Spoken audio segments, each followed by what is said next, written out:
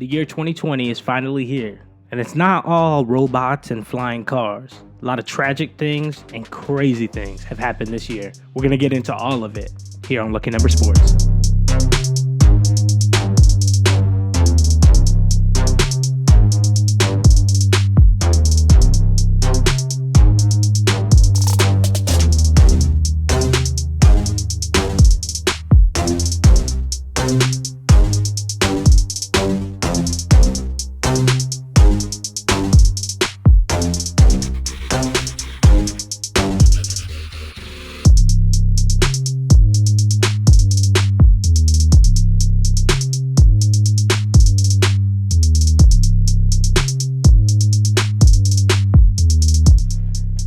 What is up, everybody? It is another day in paradise, and it is your main man, JC Bobby, coming at you guys live from my living room, actually.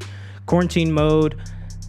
Just starting this podcast back up, guys. Wanted to get into it and talk a little bit about 2020 and the things that have happened in 2020. It's been a crazy year.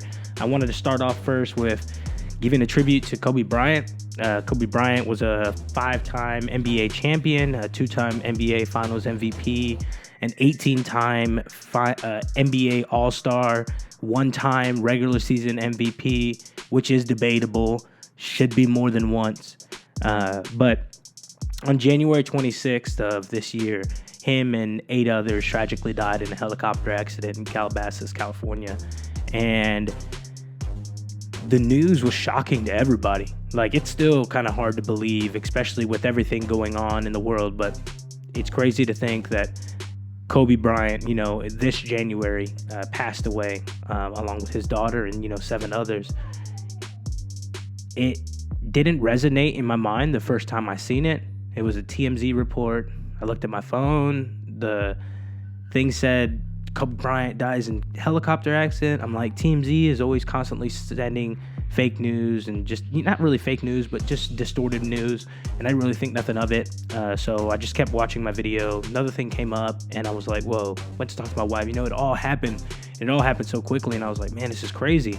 Like, this is just, a Sunday, I think it was. And we get this news and I'm like, man, Kobe Bryant, man. Kobe was, a lot of people, if you're my age, you would understand. Kobe Bryant was more than just a basketball player, because Kobe had so many attributes of Jordan, my man Jordan, and he played the game so much like Jordan, but we didn't watch Jordan play.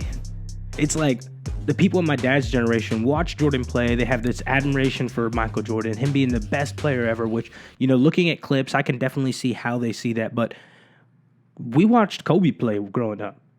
We were in the corner of the room, rolling up paper, shooting it, saying Kobe. That's what we did when I was in school. So as far as a celebrity passing away, this thing hit me, man. I was like, whoa, I didn't know that me not even knowing a person could hurt this much. And I was like, this is Kobe Bryant, man. He was big. He wasn't supposed to die in a car accident. I mean, he's supposed to live like forever. You still see Walt Frazier walk into places, or Charles Oakley or Bill Russell. You still see these players that played so long ago. You still see him every day. And Kobe was supposed to be one of those guys, and he's not. And it didn't happen. So it was kind of crazy to take all that in. And I'm not even his family member, so I can imagine how hard it was for his family to take that in. But long live the legend. And if you heard that noise, as I said before, we're in quarantine mode. So that was my son. I don't even know. I think he was getting a ball or something like that. But that was my son making that noise. But long live Kobe, man.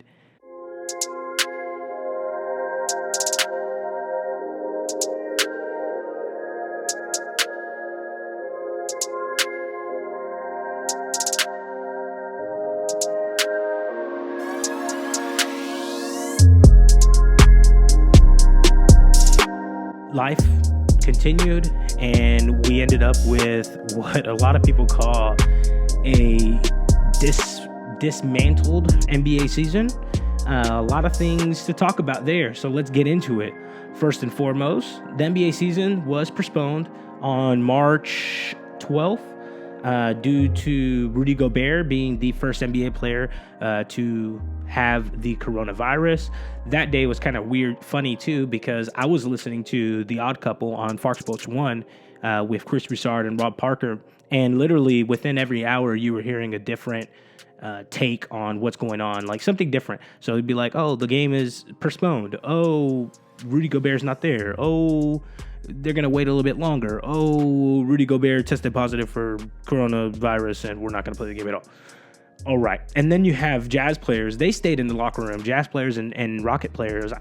I read an article. They were in the locker room for like up to 2 o'clock in the morning, just chilling. Like, what are we going to do? And I'm like, whoa. Like, when Rudy Gobert got the coronavirus is when the NBA world was shook and the NBA world opened their eyes. And me being a big NBA fan, that's kind of, honestly, it's kind of when my eyes got open to it. And not necessarily, I don't want to be so negative and I don't really want to talk about the coronavirus, but not in the severity of it, but in just the impact that it does have economically and in sports and just everyday life. It's insane. It's insane. But it started with Rudy Gobert. Donovan Mitchell had it. I think Kevin Durant tested positive for it. Christian Woods tested positive for it. So a couple NBA players got it. They weren't really naming folks. After you heard Kevin Durant had it, you didn't really hear names after that. You just heard this many people from this team got it. And that just kept coming out every day or so. So it's still coming out. It's still big. It's still crazy that we're living in this time. But we have to keep living and we have to keep just striving. So I don't want to talk about that, the virus or anything else. I just want to talk all NBA, all sports. So we're going to jump off of that, but that did impact the NBA. So we did have to talk about it a little bit. But for the NBA, so if the NBA season does not come back, sitting at number 1 on the East, you got the Bucks. Number 2, you got the Raptors. Number 3, you have the Celtics. 4, the Heat. 5, the Pacers. 76ers are sitting at 6. The Nets are at 7, and the Magic are at 8. Those are somewhat similar to my preseason predictions. Preseason, I guess the big difference I have is I had the 76ers at number 2. They're actually sitting at like 7. And then I didn't have the Pacers in the playoffs at all. I'm a Magic fan, so I follow my Magics. I know that we were sitting firmly in that 8 seed in the East, and I knew that Markelle Fultz was having a breakout season. But the big teams that I watched on the East were the Bucks. I did watch Buck games. Giannis Antetokounmpo playing like a freaking animal. Dude had the best PER for like half the season, and not just the best PER in the season. He had the best PER like in history for like half the season. So it's insane. He was playing like a man-child, and I had to watch the Bucks. The Raptors were interesting to me because in the first episode, I think, that I was doing the playoff predictions, I told you guys the Raptors only lost Kawhi Leonard, and I said the same thing. I was like, only lost Kawhi Leonard. It's hard to think about. Only lost Kawhi Leonard, but Pascal Siakam grew into his own. Kyle Lowry was already a stud. He already could play. He wasn't bad. So, I mean, you have a good point guard there. OG Anunoby, I can't say his name, but OG, he was coming back because he was injured last year, if you don't remember. He was coming back, and he was a solid young player. He was solid young player. So you had good little pieces in the Raptors organization as far as players, and I didn't think that they were going to be that bad of a team. Did not think they were going to be the 2nd seed, so that is definitely a shock. But I still had them in the playoffs because they were just losing Kawhi Leonard, and even last year when they didn't have Kawhi Leonard, they still played very well. So that really didn't surprise me. But I will say the Heat does surprise me. Jimmy Buckets is getting that team together. Jimmy Buckets got that team together. Earlier articles that I read of him going in, working out early, other teammates starting to come. Bam is like, he hits you with that bam when he dunks the ball. Like, man, dude. Yeah. Challenge to you guys. Go look at Bam Adebayo. Go look at his dunks. I swear to you, he throws the ball down so viciously. Man, He's going to be a really big factor in the NBA. I think it's funny because I was playing 2K the other day and they have him down as a center. I don't even think I think he's more of a four, that power forward, just because he is like that bulky dude, but he has a little bit of a handle to him. So I would put him at a power forward position, kind of mismatch power forward position because he's a little bit bigger. So that I don't know, that's how I'd play him. But the Eastern Conference is just exactly what people thought. The seeding might be a little bit different, but for the most part, the teams that they thought were going to be in the playoffs are still in the playoffs. But the West on the other side kind of took a turn. It took a turn for the worse to me, for me at least. So the West. So we're looking at the Lakers at number 1, the Clippers at number 2, the Nuggets at 3, Jazz at 4, Thunder at 5, Rockets at 6, Mavs at 7, and the Grizzlies at 8. If we compare that to my preseason predictions, I had the Clippers at 1, the Nuggets at 2, Rockets at 3, Lakers at 4, Blazers at 5, Warriors at 6, Spurs at 7, and the Pelicans at 8. And then I had the Mavs and the Kings in as my lucky numbers. I did want to say that because the Mavs did make the playoffs, so I'm not surprised that they were sitting at that number 7 seed when the season ended. Not surprised at all because Luka Doncic and Porzingis was going to be a match made in heaven. Porzingis was one of those guys that people slept on because he had that, I think it was a torn ACL, and he needed that time to recuperate.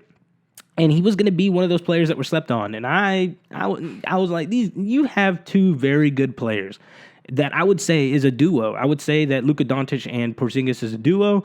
And I would say one of the better duos in the league and with one of the better potentials, because you have AD and LeBron James, but LeBron James is already old. So what are you building on with that? You have AD, but LeBron within the next 2, 3, 4 years, he's done. And in Dallas, you have Luka and Porzingis for at least another 10 to 12 years if you can get contracts to line up right. So, and if personalities fit, so you have something special. You have something special with the Mavs. Another shocker to me was that the Blazers weren't in the playoffs. I think that they were kind of in the hunt. Don't want to say that they were going to make the playoffs by the end of the season, but they were still somewhat in that hunt at that 9-10 seed, if I'm not mistaken. As much as I love Carmelo Anthony, I hate that he gets on a team and they don't do good because I feel like people want to bash on Carmelo Anthony because they didn't do good. It's not Melo's fault. Damian Lillard was injured here towards the end for a little bit, and cohesiveness, the team of the team, how a team plays together is a big factor. And, with a little bit more time, maybe they would have been better, but it's also, just throwing Melo in there. I think it was in September when they threw, or, the beginning of the season kind of, when they threw him in there, October-ish. And you threw him in there, you took a shot. He doesn't really rub well with the chemistry, but I do not want to poo-poo, like Rob Parker would say, on Carmelo Anthony as a player, because he's not a bad player and he has great individual stats. It's just lately as a team, he's not been getting it done. If I had the Melo from Denver when he was playing with Chauncey, and Chauncey kind of like, it was young Melo and Chauncey was older, so it was easier to get on the Melo. But if I had that Melo, then it'd be so much better. But we didn't get that Melo. We got, the Melo for the Blazers. We didn't see I saw flashes of his greatness of when he was, in Denver and in New York, flashes of him being himself. But for what the NBA is doing now and the time of age that we're in, he just didn't fit in that system. Not to say that he won't fit on another team, but I just didn't see it good on the Blazers. The Rockets kind of surprised me a little bit, being so low and doing that whole trade. So they went small ball, which I personally like small ball. And I don't like that there's not a center, but I do like that you have a lot of little guys running around the court. So I feel like it's a lot of me's because, not even me. They're a lot taller than me.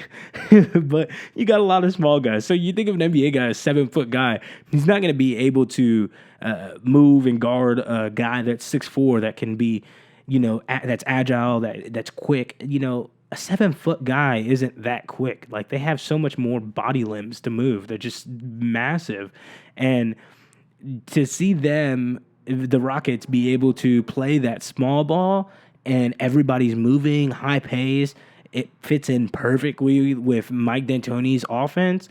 And you see that James Harden and Russell Westbrook can both play well in this system. I mean, it's scary. And I'm not going to say that they can go and they can win the NBA title. And I'm not going to go that far. But I am going to say that they can give a matchup, they can scare some people as far as matchups go in the playoffs. And they can really, I think they can scare some folks. Like, if you think about them matching up with the Lakers. So AD, you throw it into AD, he can score, I don't know, 80% of the time because you have a smaller guy like PJ Tucker guarding him. PJ Tucker is going to give him a little muscle, but for the most part, PJ Tucker is not going to stop AD. So on the offensive side of the ball, it's easy. But then it's that defensive side of the ball that I'm thinking. And I'm like, you got a lot of these little guys just running around. You open up the floor for Russell Westbrook to be able to do his thing. You got James Harden doing his thing, and then you don't have anybody in the center just clogging the hole. So, like, that's free to the basket, free lanes to the basket, and nobody's clogging the hole. And even if you did have that center in the middle for the other team clogging, protecting the rim, you then have your center, your 5-tech, either out on that wing or, somewhere out of the center, so that's an easy kick out. And then, the Rockets play ball like that. It's that driving kick kind of ball. So you'll have Russell Westbrook driving, then you'll have PJ Tucker in the corner, kick it, 3. If he makes it, good. If he doesn't, he doesn't. And that's how they're going to live and die. And that's how the Rockets play. And I think that with them getting rid of that 5-tech, it kind of made their cohesiveness, their greatness, or their style, made it better. And it just, it goes with them. I like it. I think it's fun. Should be interesting. So that is the NBA season. So as of now, so the big question that everybody is asking, and I ask myself, like, when are we going to get back to the NBA season? And what are the ways that we could get back? What are the scenarios that you could see us getting back? And one of the things that I was thinking of, I was talking to my wife and I was like, not saying it's safe right now to get back. And whenever we do get to a safe time to get back, I guess, as far as social distancing and all that, whenever we do get to a safe time, I really think it'd be cool if those teams, first of all, that's the NBA season's, we're going to get, by the time we get back, we cannot play the regular season. By the time we get back, we're not going to be able to play the regular season and play a full playoff. So I think that we need to just scratch the regular season. Regular season just needs to be scratched, okay? Those teams that did not make the playoffs, they'll have an exhibition game, and teams that did make the playoffs will go there, play an exhibition game just to get their feet wet. We'll start the playoffs. That gives at least one game of revenue to that team. They're going to lose a bunch more, but at least, they get one game of revenue, and even 2 or 3, you can do that. But it gives that revenue to each team. And then the teams that make the playoffs, they're going to be getting revenue anyways because they're still going to have home games and away games. And this is all presuming that we can have home and away games. But they're already going to make money depending on if they have a home game or away game. So this is just giving a little bit to those teams that, yeah, you didn't make the playoffs, but the regular season was cut off, so we're going to give you a little something. And this is all presuming that fans can be there and everything, because if fans can't be there, then, in my opinion, you just literally take it in one court. Just take it in one court. So you can have all the NBA teams that are making the playoffs, so not everybody, just the teams that are going to make the playoffs. You go to Phoenix, you go to probably not LA, a little bit of a hub, not New York. I don't know, somewhere, Orlando. Orlando would be a good place. Nah, Florida. Florida ain't been smart. Y'all ain't been smart, man. Y'all go to the beaches and stuff. But nah, I'm just kidding. But no, you get the Pacers, Indiana. You go to one of those places that nothing's too popping off. You bring everybody in there and you just run a straight tournament style like March Madness. But instead of that one, the one one and done type of ordeal like March Madness. You just do a best of three, Eastern Conference, Western Conference, best of three, meet in the championship, and all the games are played on that same court. Media can come, they'll stay in the stands, we'll still record it, still be able to watch it, all that good stuff. So you still won't lose out the money from the TV deals. You are going to lose revenue as far as ticket sales and merchandise and food concessions, parking, all that stuff is a done loss. But these guys are billionaires, so just take it out of your little billionaire pocket, and you'd be all right. You'd be all right. All right. So, but yeah, that's how I think the NBA can continue, if it does continue, if we get to that point ever for the NBA to come back. But yeah, guys, that's all I got for you guys today on Lucky Number Sports. Make sure you guys like the video, subscribe to the channel, and above all else, wash your hands and stay lucky.